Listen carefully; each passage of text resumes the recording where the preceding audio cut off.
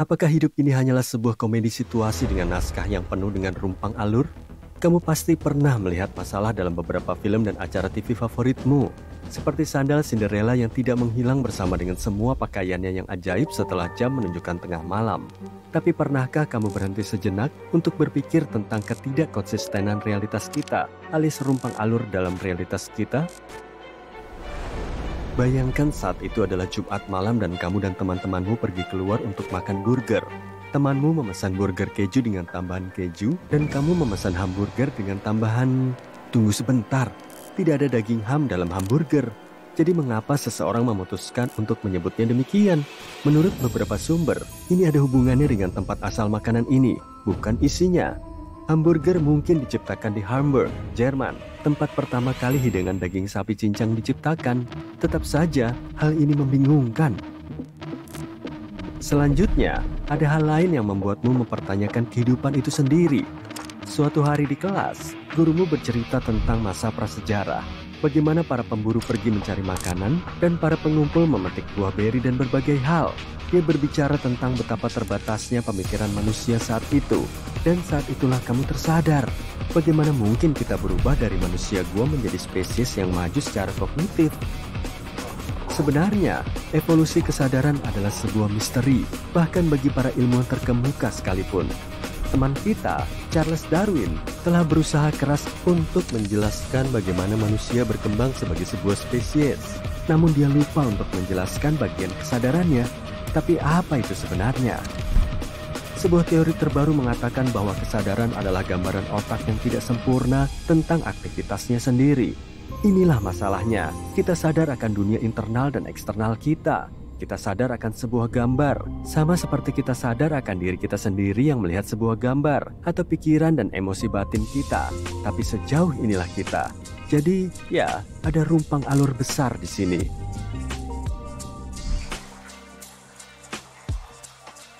Kamu tahu bagaimana mereka mengatakan bahwa pikiran yang lebih liar terjadi saat kamu sedang mandi atau segera setelah kamu berbaring untuk tidur? Inilah hal aneh untuk memicu imajinasimu. Kemungkinan besar cermin di rumahmu adalah cermin bekas. Bahkan jika kamu membelinya di toko yang bagus dan mahal, dan tidak ada yang tahu apakah ini fakta atau fiksi. Katakanlah kamu sedang berjalan-jalan di jalan suatu hari, dan lagi-lagi kamu melihat merpati mengambil alih alun-alun di sebelah rumahmu. Mereka terlihat tua dan keabu-abuan. Dan... Tunggu sebentar, apakah ada yang namanya bayi merpati? Katanya melihat adalah percaya.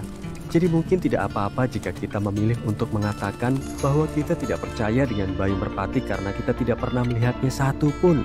Yang benar adalah bayi merpati tinggal di sarang sampai mereka cukup dewasa untuk menghadapi dunia. Namun, hal ini terlihat tidak konsisten.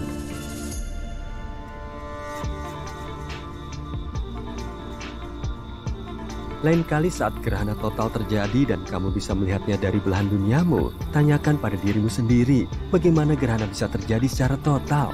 Sepertinya ini adalah kebetulan yang sangat besar yang tidak banyak dibicarakan orang.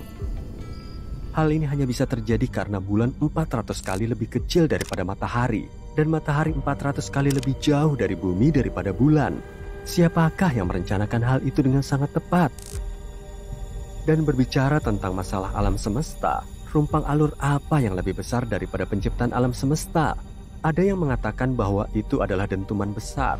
Ada pula yang memiliki penjelasan yang lebih spiritual. Namun, belum ada ilmuwan yang mampu membuktikan secara ilmiah dari mana kita semua berasal. Inilah pemikiran yang gila. Ketika kamu bangun, kamu biasanya melupakan mimpimu. Tapi ketika kamu bermimpi, kamu melupakan kenyataan. Gila ya? Mimpi juga merupakan salah satu misteri terbesar dalam hidup. Para ilmuwan hanya berspekulasi tentang mengapa kita bermimpi atau mengalami mimpi buruk. Ada yang mengatakan bahwa kita bermimpi untuk melatih ketakutan dan kecemasan terburuk kita di tempat yang aman. Bagian pengeditannya yang membuatku tertarik. Kamu tahu, ketika kamu mulai secara sadar menceritakan jalannya mimpimu untuk mendapatkan pengalaman yang kamu inginkan, siapa yang menjelaskan itu? Pikirkan kapan terakhir kali kamu pergi ke mall pada saat liburan. Mungkin mall tersebut mengadakan kontes untuk melihat siapa yang akan memenangkan kendaraan roda 4 baru. Dan itu adalah sebuah Mercedes. Keren kan? Tapi bagaimana mobil itu bisa muncul di tengah-tengah mall tanpa menghancurkan semua yang dilaluinya? Meskipun hal ini tampak aneh bagi setiap pengunjung mall, pada kenyataannya ada logika di balik glitch ini. Para pekerja mengatakan bahwa mobil-mobil tersebut biasanya menggunakan pintu masuk belakang yang pintunya lebih besar. Namun, tetap saja hal ini cukup aneh. Dan kemudian ada magnet. Kamu tahu, kupikir aku berubah pikiran.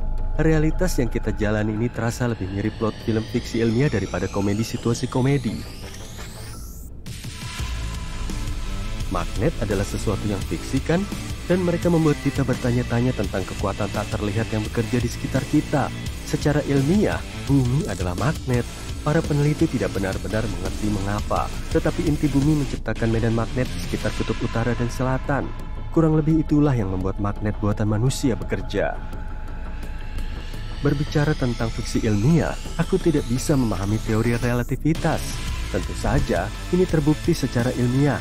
Dan jika para ilmuwan menganggapnya masuk akal, siapalah aku untuk mempertanyakannya?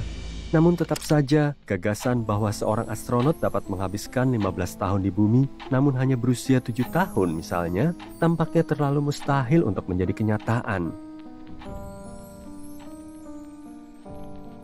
Waktu tampak seperti sebuah rumpang alur yang besar. Maksudku, konsep waktu yang bergerak lambat atau bergerak terlalu cepat itu agak menakutkan. Kita semua tahu bahwa secara teknis, waktu bergerak dengan kecepatan yang tetap dan konstan. Namun, kita semua pernah mengalami sore yang membosankan, di mana waktu bergerak lebih lambat dari siput. Atau minggu yang kacau yang berlalu begitu cepat sehingga kita mengatakan itu terjadi dalam sekejap mata. Oh, dan inilah pemikiran yang lebih liar lagi. Jika sebuah entitas menghentikan waktu sama sekali, tidak akan ada cara bagi siapapun untuk merasakan hal ini terjadi. Betapa gilanya itu. Tidak heran jika Christopher Nolan terus membuat film tentang hal ini. Ini adalah materi yang cukup bagus untuk Hollywood. Bagaimana dengan derek di lokasi konstruksi?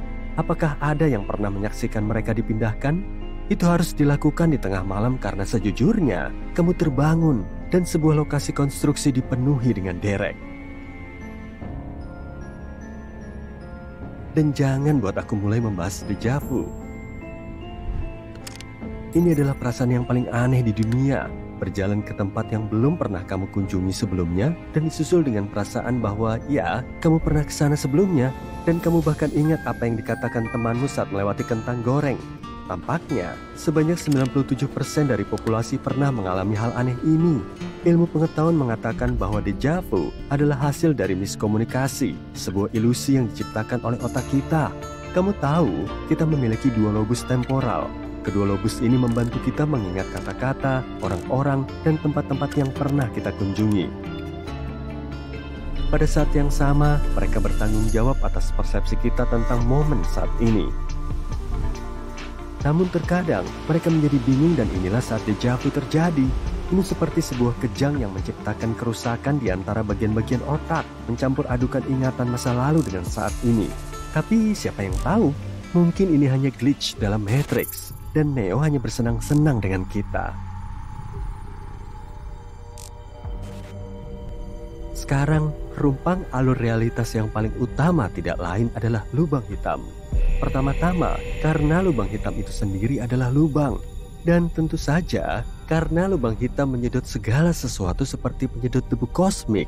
Sejauh ini, yang kita ketahui tentang benda-benda ini adalah bahwa mereka dulunya adalah bintang masif yang mengalami supernova, alias bintang runtuh ke dalam dirinya sendiri dan ledakan dahsyatnya menciptakan lubang hitam sebagai gantinya. Kita tidak tahu pasti apa penyebabnya dan apa yang terjadi di dalam lubang hitam. Semua pembicaraan ini membuatku bertanya-tanya, apakah realitas itu benar-benar nyata? Apa pendapatmu tentang semua ini?